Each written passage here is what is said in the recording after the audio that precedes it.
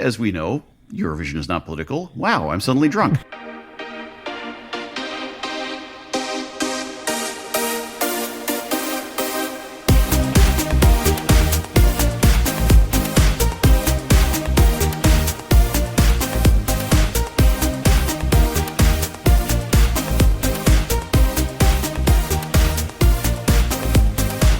Hello, and welcome to the Euro What, episode number 114 for the week of April 5th, 2021. I'm Ben Smith, and I'm joined today by Mike McComb. Hey, Mike.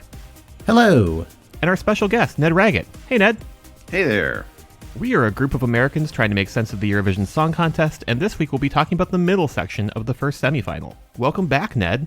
Thanks for having me. Pleasure to be back, especially since last year was right around when things were getting a little hectic for us all, wasn't it? Yeah. I can barely remember. It was like I was gearing up to all right, Eurovision, the things are coming in. Wait, is it even happening? What's going on? Help. That was something that I wanted to ask. When do you start getting engaged with Eurovision? I mean, we're covering it year round, but right. you seem to be a little bit more attuned to what's happening in Eurovision land rather than just the week of competition. I would say I actively start following it around now. In fact, by now, I should have actually seen all the final videos for sure. And I was talking with another Eurovision fan, hi Meredith, I'm sure you're listening, who basically was talking about how she was very much getting into all the national competitions that you guys regularly cover, and I thank you for that. But if I tried to do that on top of everything else I'm doing, I would be dead. Yeah.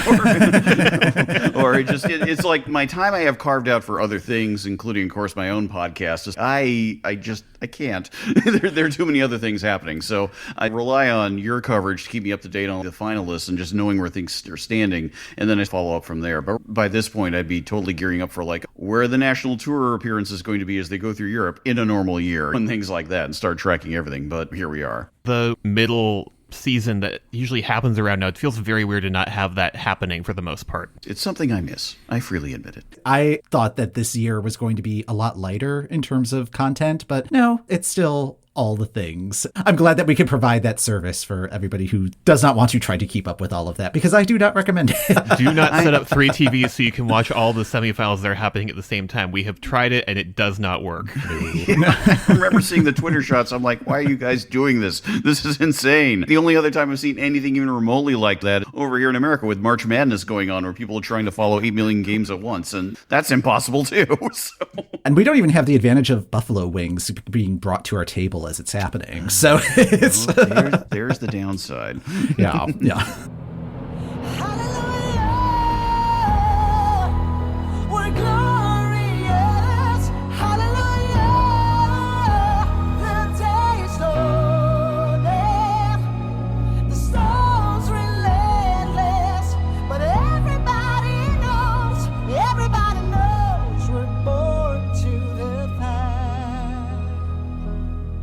Today, we are going to be covering Slovenia, Sweden, Cyprus, Norway, Croatia, and Belgium. We're going to kick things off with Slovenia. Anna Soklic is representing them again with the song Amen. Anna finished 5th on X Factor in 2012, won Emma in 2020, and both she and the song were internally selected for 2021, which is different for Slovenia. This is the first time that their process has been fully internal. And this was not her first Emma. She performed in 2004 and 2007 as Diona Dim. So Ned, as our special guest, what did you think of this Amen? I have this sneaking suspicion that this is going to be one of those songs that everyone's going to be like, over. And then all of a sudden it gets votes and places high and skates through to higher levels of acclaim or vote rankings, and nobody will know why. That's my feeling about this song, which, as you can tell how I really feel about the song, is we've done this. And Eurovision does things over and over again, but we've done this. We've had this particular song. Yes, we've had everything about this is redone. Now, I was comparing it to her performance and song last year. I liked it a little better just because it was a touch more dramatic out of the gate with the tenser piano chords. The delivery was sort of like, okay, all right, a little more with that. But the problem is essentially twofold. First, it is exactly what you expect it to be, a mid-range adult pop song that is post a lot of different things, whether it's post Whitney Houston, you could argue, and that admittedly may seem strange given the amount of time since Whitney made her debut, but I think there's a lot to that. It was a thing that so many other people have cloned or revamped endlessly, and now it's gotten to this, the sort of big swelling, I would call it pseudo-gospel, which is its own tangled mess, but that's what we've got here, especially with the actual titular phrase. So you've got that, and you've got almost all the expected moves, and it's delivered incredibly professionally. The other big problem is something we talked about when I was on that episode with you guys last year, and that's when we were thinking about what are the songs going to be like this year, and are they going to be post-COVID songs? This is a post-COVID song, and I'm sick of it already. Just no. I was reading the lyrics going, oh, God, we're going to get a lot of these, aren't they? This is something I need to expect more of when I review all the other songs. Let me dig up one of the lyrics in particular, because I think it said it all. I read it and heard it sung, and I was like, here we are. From the chorus, the day is dawning, the storm's relentless, but everybody knows we're born to the fight. It's the type of song that is, I don't want to say self-congratulatory, but it's the type of things that are like, yay, we did it. And I'm like, we're not even through it yet. Don't do this. Not now. That's interesting, calling it a post-COVID song, because that was my takeaway as well. This is about enduring the last infinity months, however long it's been, 14 months. I don't even think we've gotten to the post part of post-COVID yet. This is just a COVID song. And I agree that she is technically proficient in delivering this song. She is hitting all of her marks, and it's all martial, but no art. And it is a lot. It's very by the numbers. It's a by the numbers Eurovision ballad. It's vaguely inspirational. I don't love the lyrics because it's just like, well, you're going to have to go through this and it's going to suck, but it'll be better. You might as well just put up an inspirational poster behind her with a kitten hanging on the limb. Hang in there, that type of thing. And top it all off, two big problems with the staging. I'm operating on the assumption, even more than before, that what we see in these things is how we expect something approaching final staging. And the double problem here is, one, we just have her on stage. These mystery voices in the background who are providing the choir type stuff, which that's not a good look, frankly. And the other point is, that little line of flames was weak. Yeah. I swore I thought, okay, is this a little thing they mounted in front of the camera and it's just pulling back? And then I saw from other angles, oh no, it's just down there on the ground. And then it flamed a little higher for the final chorus, but not by much. So I was like, no. It didn't work. And if they're going to replace it, the replacement is probably going to be the sparkle shower. Slovenia's done this strategy in the past where it's banking on the resume of the songwriter as if that's supposed to carry it through. One of the writers on it wrote Rise Like a Phoenix and a couple of other very successful Eurovision entries. And I don't think that's necessarily a factor that people pay attention to. Back in 2012 with their entry Verjamem, that had the same composer as Molitva. I think they were banking on, it has the same pedigree as Molitva, which is one of the best Eurovision songs ever, so it's going to get through. It finished almost last in its semifinal. I think that's the same thought when a movie trailer gives you something like, from the producers of Get Out. Okay, you're trying to get me in here because I saw Get Out and liked it, but that came from the mind of Jordan Peele, not the producers. Whenever anyone says something like it's from the studio that brought you, this is not a selling point. You might as well just simply say from the marketers who brought you this thing. That would be honest. That would be accurate. It's disappointing. I think structurally it's fine as a song. I just don't enjoy it as a competitive entry. And that's where I'm struggling with this. And it does not help that it landed in the 2 spot. Even though statistically we've now learned that position 3 is the worst to be in. But this is not a song that people are going to remember 16 songs later. It's very competently done. It's going to be sung very well. It's going to be staged competently. But I do agree with Ned, though, that I could see this one not necessarily being everyone's favorite, but being like everyone's 10th place and getting just enough votes to be over the line. This could be like Austria 2018, where it'll get 12 points the very first score, assuming that it gets to the grand final. And people are just like, oh, yeah, great. And then it just keeps getting more and more points. But like, wait, is this going to win? I don't think it's going to win. I do share your concern, Ned, that this is going to be a surprise point grabber. Yeah, there's always at least one or two of these songs that sort of go through. It's like, wow, you are a triumph of mediocrity. What the hell are you doing here? And of course, the cynical response is, it's Eurovision. Who does it excite? People I don't talk to. But those people I don't talk to or think about are still people, and they have their feelings. What can I do? And they're very good at voting. Yes. There you go. Lesson of democracy. Please.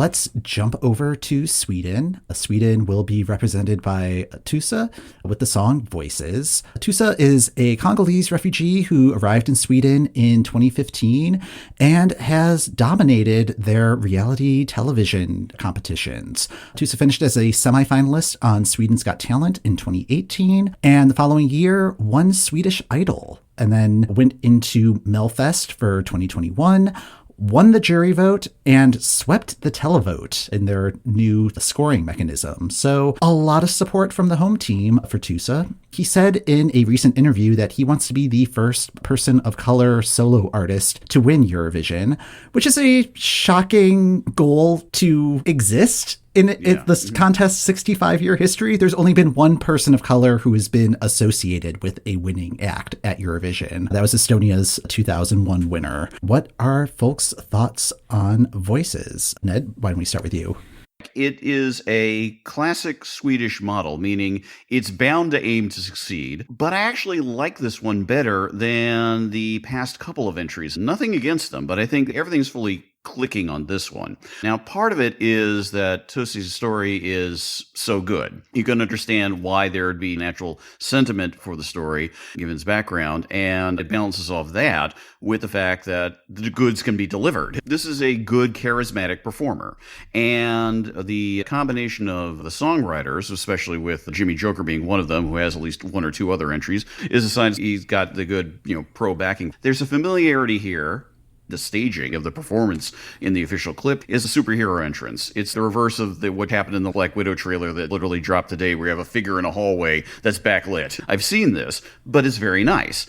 And I appreciate that, again, unlike Slovenia, the backing performers and singers are more immediately brought to the fore and given more focus, and it fits the whole idea of the song. It's meant to be a we song, a voices song. And it's as simple as the glamour, really. I love Tusse's necklace. I think that's a small but important touch. That's good. Let's have more of this. So it's a case where I'm not necessarily thinking, oh, this is hands down slam bang the winner for sure. I can see this landing very solidly, and I could see the stated ambition hopefully playing out. Emphasis on hopefully. We know the audiences are what they are, as we just talked about. I think there are some other things that don't quite work.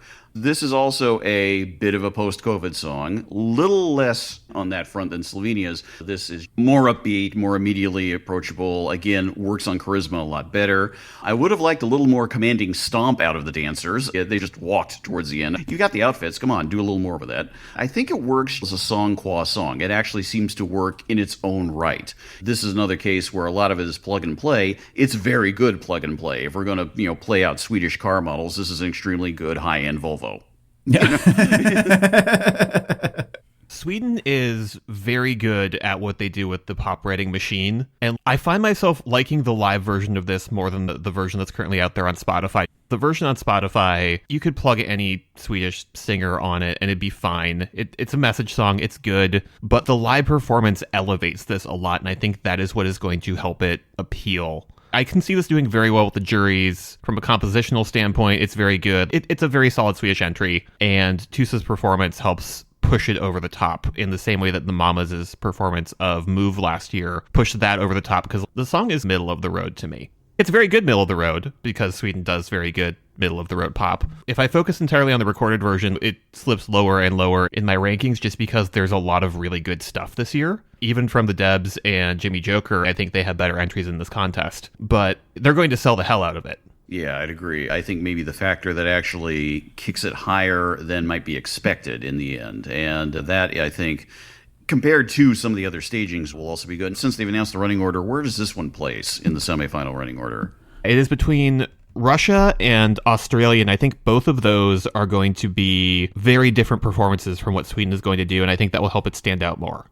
I think it's been great that Sweden's been doing this more thoroughly now, where let's be a little honest here. What does it mean to be Swedish? Clearly, it means you can be from anywhere. That's part of the story. That's part of Tusse's story, is what it is. And I actually like how this is playing out, especially in a time when in a few countries over in the North Sea, you've got something else going on with all sorts of deep levels there about structural racism. But enough talk about England for now. I think it's a combination of the message itself, the context of Tusse's background, of the fact that Sweden has more openly put its mark, especially in Eurovision, thinking thinking about the last time they hosted it, about welcoming people in. This is beyond the song, arguably, and it's a question of how do you judge things with these other factors. But as we know, Eurovision is not political. Wow, I'm suddenly drunk. So it's a case where I think the implicit element of that story, I think, will also be, I want to say, hopefully, a boosting factor, but in a way that I think is justified by the song and its performance. Everything comes together just right in the moment, and it could work. I think Sweden's in big trouble. I think this is really more, I don't want to say a referendum on Tusse, but I think this entire entry is about Tusse's charisma and just being, I don't know, like the camera loves him. And he has such a great personality. After winning Melfest, he was like, oh, great, now I've got to pull an all-nighter because I've got a biology test on Monday. And those sort of elements I think are great. But I think this song is so paint by numbers, and it feels like other songs that have been at Melfest. Oscar Zia did this exact same song in 2016. And if this was given to an artist like Mariette, I think it would read differently. Like it might be like more of a song about Me Too or LGBT equality. I think this is going to be a test of Sweden fatigue, because this feels like Sweden phoning it in, but they were lucky that they have somebody as interesting and enjoyable to watch as Tusse performing this song. It might be enough to get Sweden to qualify. I don't think it's going to solve their problem of sliding down the scoreboard that they've been experiencing since 2016. I was going to say that I can see this doing the thing that Sweden has done for the last few years, which is do very well with the juries, and then when the audience votes come in, they slide down the scoreboard. Yeah, I can see that. You do almost wonder whether it's now time for not Sweden in general to retool its model, because, as everyone knows, a very successful model, but times and tastes do ultimately change, however seemingly glacially. So maybe there's something that is yet to emerge that we just haven't heard yet that's still working its way through the system. And that may be the answer with Sweden. I'm very interested to see what happens with Melfest in the next few years now that Christer Bjorkman is stepping down to come stateside and make the American Song Contest a thing. I'm wondering if we are going to see some retooling of that, where it's still going to be a selection process, but they have a chance to shake that up a little bit.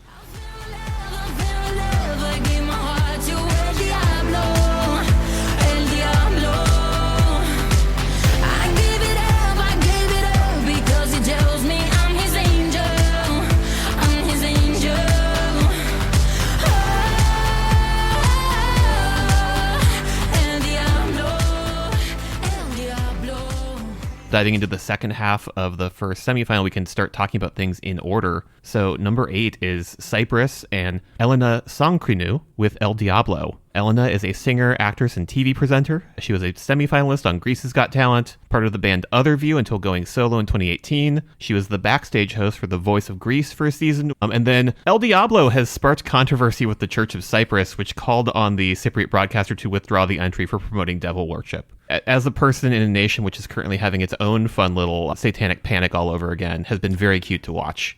Cute is the word. Just because like over here we are having a freak out because Lil Nas X is sliding down a stripper pole to hell and giving the devil a lap dance, and they're getting real spicy over essentially a Head and Shoulders commercial. If that. if that. I had not looked at the lyrics until today. I have thoughts. I have just been going, I don't know what she's saying in this part, but I'm sure that it makes more sense than what I'm popping out. And I've realized that, no, I was hearing the lyrics correctly. What's your favorite line? This is basically a Spanish one song. Hotter than sriracha on our bodies. Taco tamale. Yeah, that's my mood. I also like all this spicy melts my icy edges. Really? But that also just makes me think that this song is from the 2000s somehow. Where did this, what, how? Did it take this long? What's happening here? It is very 2000s, early 2010s. This is just bad romance. It totally is bad romance. As soon as I first heard it, my first notes as the opening lyrics hit, it's the chorus for Bad Romance. Oh my God. It's instantly retro. Is it already retro? Is 10 years retro? That's exactly what this is. This is what the Church of Cyprus is getting worked up about? Yes. A little protest chromatica if you want to be more up to date, and even then it still doesn't work. The Bad Romance out of the gate was like going, well, okay, that's a choice. But I was amused by the fact that it took the central chorus hook of the song and made it the opening lyric. I'm like, that's bold. Good on you guys. You need to get to the chorus as quickly as possible. Boom, there, it's there.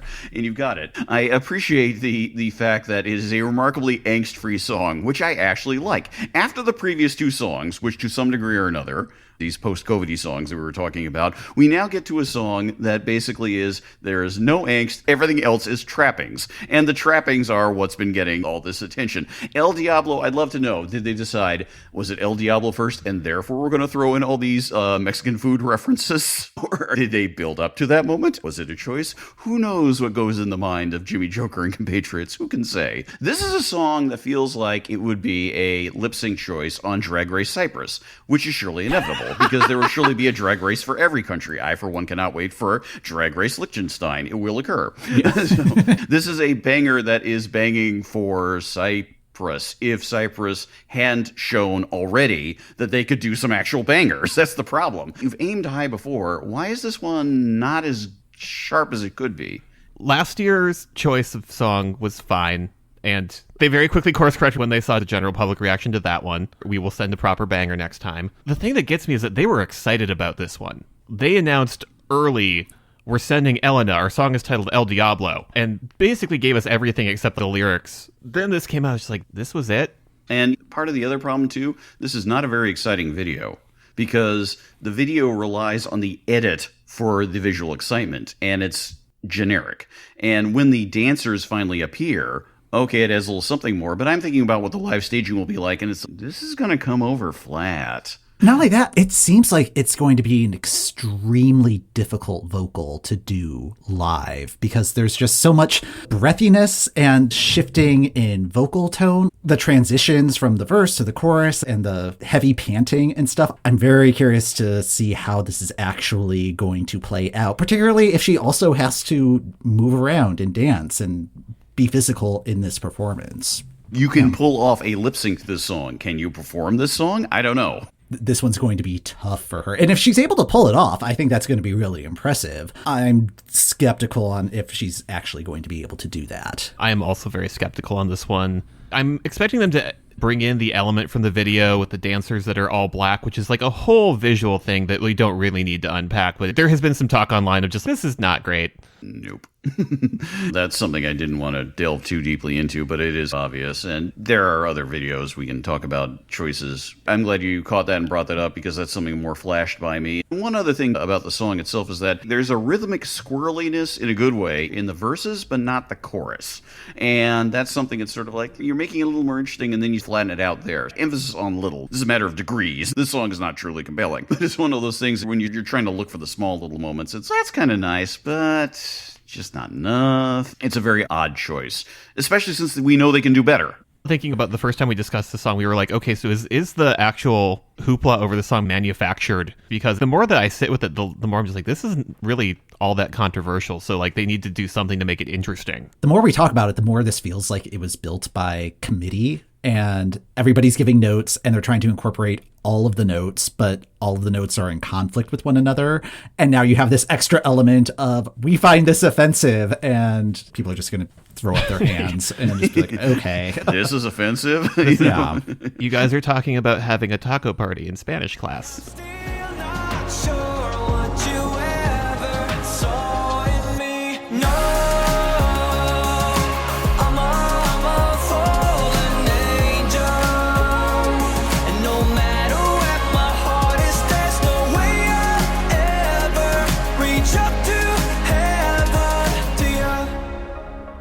All right, continuing in the theme of Satan's Glowup, we have Totally.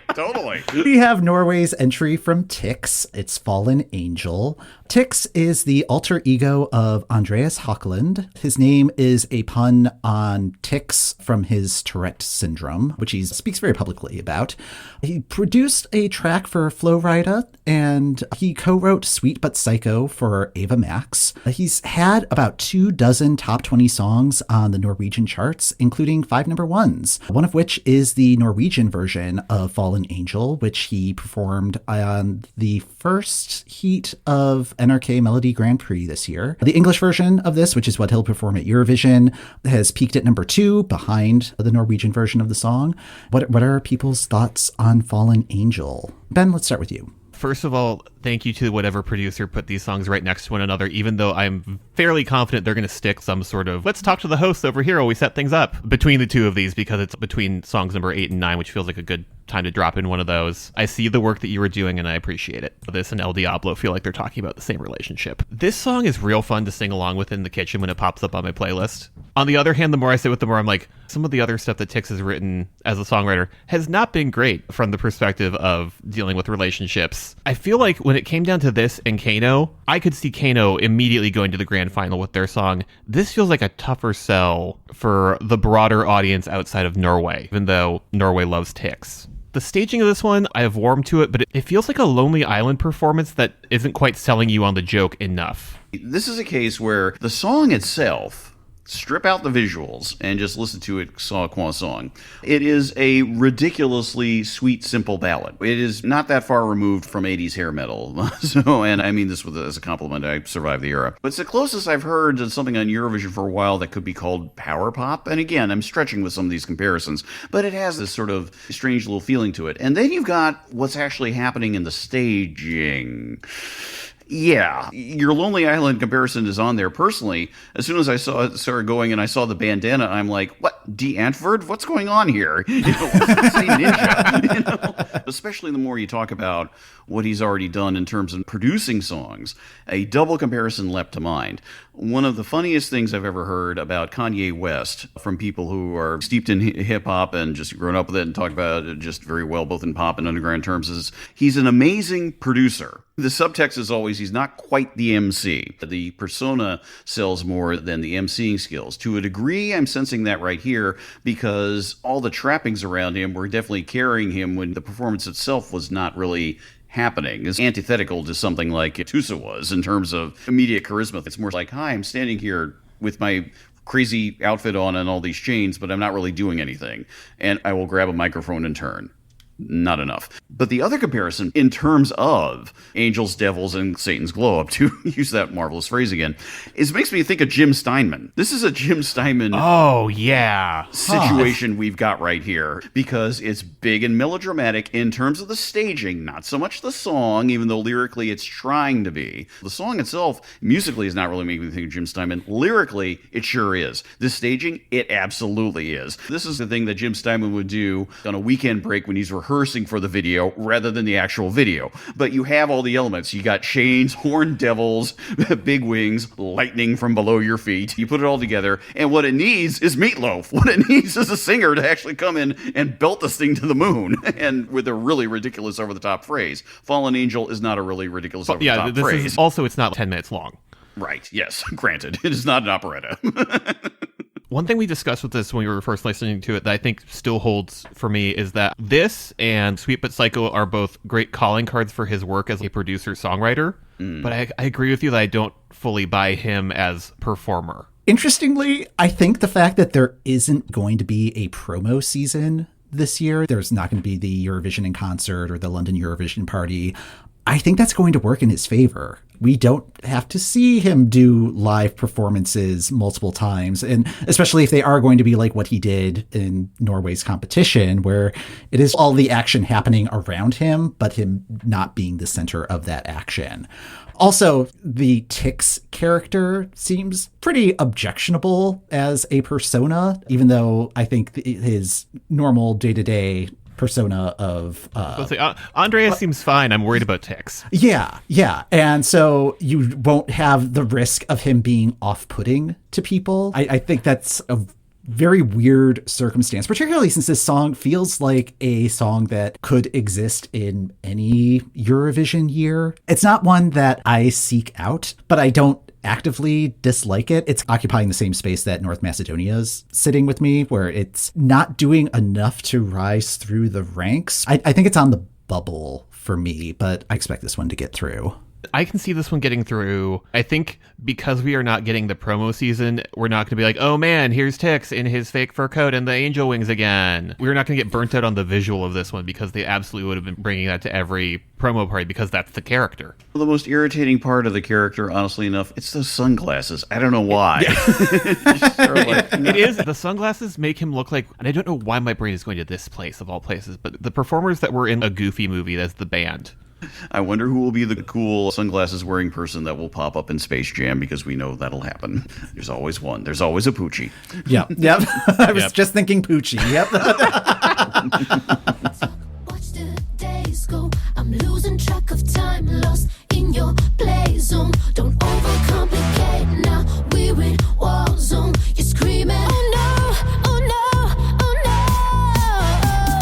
Tick-tock, I'll take you dancing in time with my parade. You think you're fancy, but play the game my way, and you'll be begging, please baby, don't go, don't go. Our next song in the running order is Croatia and Albina with Tick-Tock. Albina finished third on the third season of The Voice of Croatia. She auditioned for X Factor but did not want to be placed in a girl group. I love that little note. She won both the jury and the televote at Dora, this year's selection, and she's been nominated for Best New Artist at the Porin Awards, which are the Croatian Grammys.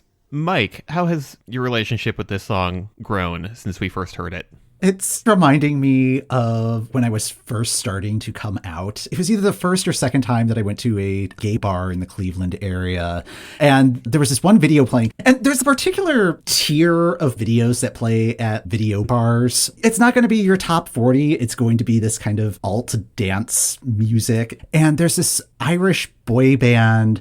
I think they only have 2 albums called D-Side. And there's this one song that they have called Pushing Me Out that has the same sort of structure as the chorus of Tick-Tock, where it's one phrase leading into the next one, and it's a little bit like an exquisite corpse. Young gay Mike would have loved this, and old gay Mike still loves this. And it's such a refreshing song. I think Croatia is being very smart about how this is being deployed, keeping the Croatian in the last chorus of the song. I think the video is a lot of fun. Like, it's a video that would definitely play in one of those video bars. Frankly, it's making me miss going to a bar here in Chicago that does music videos pretty much all the time, but on Sundays in particular, they have musicals and mixing that in with Janet Jackson videos and stuff. It's so much fun. I just want to be able to do that again. This is providing a nice bridge until I'll be able to do that again. So yes, I am pro Albina. My perspective is not yours. My story is not yours, so I have to look at it a little differently. But I think you're right, especially in comparison to Cyprus. This is a far superior entry. This actually works a lot better, and for those reasons you described, you've nailed it perfectly. If last year a lot of people suddenly very quickly adapted to the Billie Eilish model, this one was, okay, someone really wants to be Dua Lipa. Nothing wrong with that at all. To be maybe a little more critical about it, you can try to film yourself to be on a Cardi B set, but you will not be Cardi B. It cranks up. There's actual energy. That's good. This is what Europeans think going to Coachella is like. I don't know. And I must point out, as a lifelong glasses wearer, that those shades that are bedazzled, that's ridiculous. You can't see through those. I'm sorry. You can try. They're great for looking over, though, and that's precisely what she does in the video, so I'll allow for that. There should have been an edit with just the teddy bears. In fact, there should have been an edit where everybody was a Muppet but her. You know, that would I would I want that version of the video now. I'm talking about the video a lot because the song itself is solid. I think you can go somewhere. The video is weirdly good and choppy at the same time. So like that one bit where you have the we are generic high schoolers posing against a wall. What was that about? This is not Euphoria, either the series or the song. I'm sorry. This is something else. I did like the weird nod to Eurovision in Portugal a couple of years ago when she was walking towards the door that opens up that's sitting out in the middle of nowhere. The intro is actually a problem. This is kind of slow and draggy. But then the beat came in. I went, oh, okay, much better. Thank you. I'm not saying it had to be completely banging out of the gate, but it needed to get past that point for everything to kick in. And after that point, it flowed pretty well. I will note some of the lyrics are your classic, these are your lyrics. Thus, from the chorus, I'm losing track of time, lost in your play zone, don't overcomplicate, now we're in war zone. Okay. Yeah. Warzone. It's right next door to Hot Topic. It's on the third floor of the mall. Yeah. I'll buy that. I agree with you that it takes longer than it should to get started. I find myself sitting through the intro and then immediately moving on to other songs. Just get to the fun part. And the video is all over the place in a fun way. The song feels like the sort of thing that one of the people on reality shows like Below Deck, or I'm trying to stay away from a Housewives reference, but It's better than a Housewives song. It's better. Yeah, I was about to say it's better than a Housewives song. It feels like the sort of generic pop thing that one of them would get plugged into. Some producer has this sitting around, but it's available. This is a flavor of Eurovision song that we haven't had for a few years, so it's nice to have it back. And I think the performance is going to be fun and be dancey. I like the Dua Lipa comparison because it's very that once it gets going. Yeah, it was one of those things. For a half second, I was thinking KDB, and then I thought, no, wait a minute, it has to be more up to date. And it was like, oh, Dua Lipa, it has to be future nostalgia. That absolutely is what leapt out to me, because that's what Eurovision does. It sees what's as popular and goes, let us take, and go from there. Next to me, I don't know where to hide. I see a smiley face that makes me wanna cry. What was I thinking? 'Cause all we did was fight.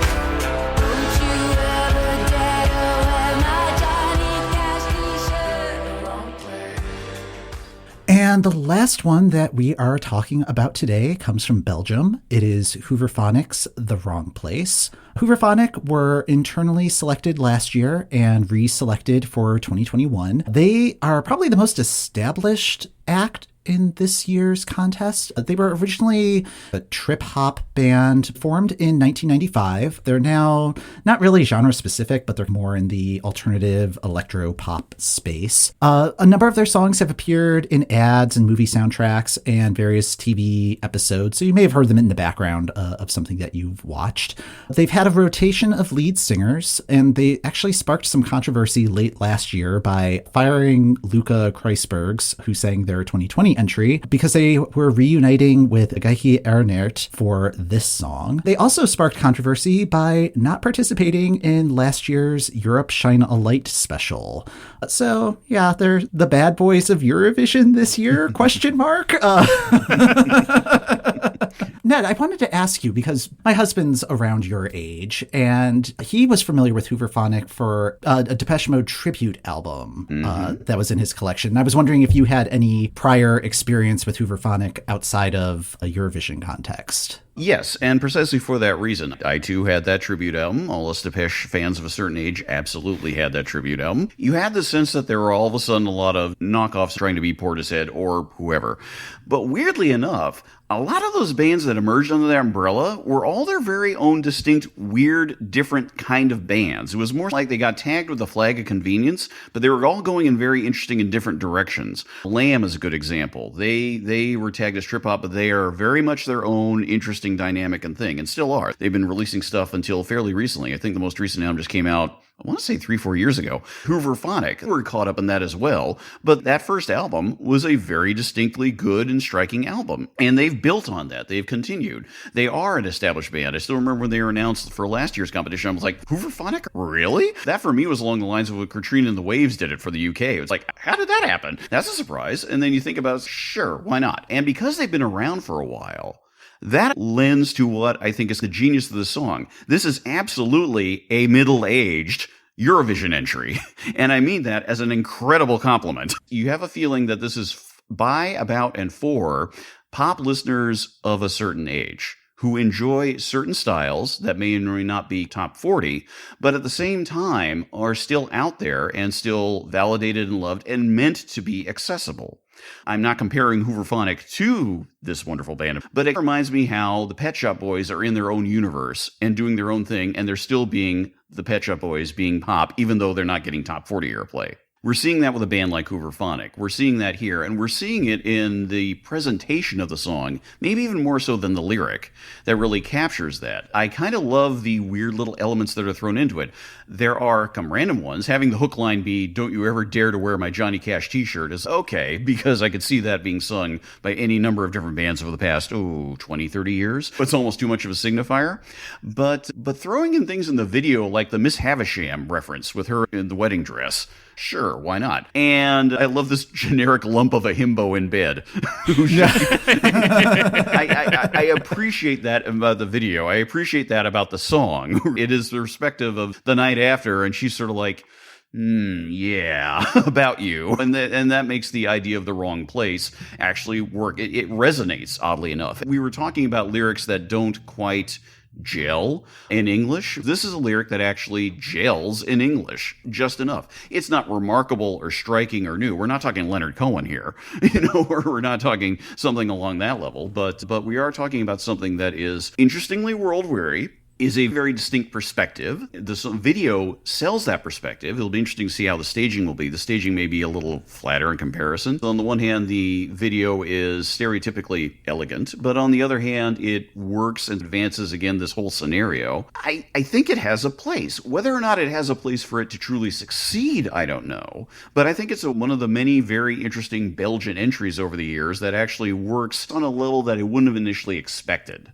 Last year's entry was perfectly fine. I like this year's entry much more. I think this is a better choice of song and what they've done all around, and I'll be interested to see how and where it might succeed. But I think looking at it through these frames of being someone of a certain age, yes, like your husband, with that sort of sense of, oh, it's been 25 years, oh, really? Since I first heard them and all that, I can see why they ended up doing this choice here, and it's one of those things I think may actually be a bit of a dark horse in the end for them. We'll see. Ben, your thoughts? I also resonate with the Miss Havishamness of the video. I'm really hoping that as they're thinking about staging, that's what they bring. This is in the middle of the running order, and I worry that just because there's a lot of more dynamic entries going on, I could see this one also getting lost. It's right between Tick-Tock and Israel's Set Me Free, and both of those are doing the main pop girl thing, which could make this stand out all the more, but it could also mean it gets overlooked in the big montage at the end. It just occurred to me, literally, while you were talking about a song that was overlooked and didn't quite go further. One of my own absolute favorites, all-time Eurovision entries of the past decade, which did not make it to the final. You could say it's a little older, a little more considered, but again, wasn't trying to be dull about it, was actually trying to make a certain pop sense about it in a particular aesthetic, was Finland's entry from 2017, Norma Jean, Blackbird, which I absolutely love as a performance and as a video. This doesn't quite rise to that level, but it resonates for me, partially because I am where I am in life. I want to think of it as a dark horse, but just as easily as you're noting, maybe it'll just get lost. Coming into this conversation, I was very lukewarm about this song, but now I'm very intrigued about it. Thinking of being of a certain age, I went to see 10,000 Maniacs perform at a city winery a couple of years ago, and this is giving me the same vibe of that audience, that performance, and it was a really good show, even though I wasn't overly familiar with 10,000 Maniacs catalog, or I was actually more familiar with it than I realized, but I'm coming around to that point of view to this song, and now I want to go back and listen to it and reevaluate some things. Same, because I feel like I've been having trouble separating Hooverphonic's behavior around Eurovision from their actual entries. Mm-hmm. I'm wondering if they signed up for this and it has not entirely been the experience they wanted, just based on how they've been reacting. I can't really speak for them. I'm not a member of Hooverphonic. But this feels like a more confident entry from them than last year's was. This feels much more in like the grand scale of what they're doing. On the other hand, they definitely feel like the band that if they were touring here, they would be touring city wineries.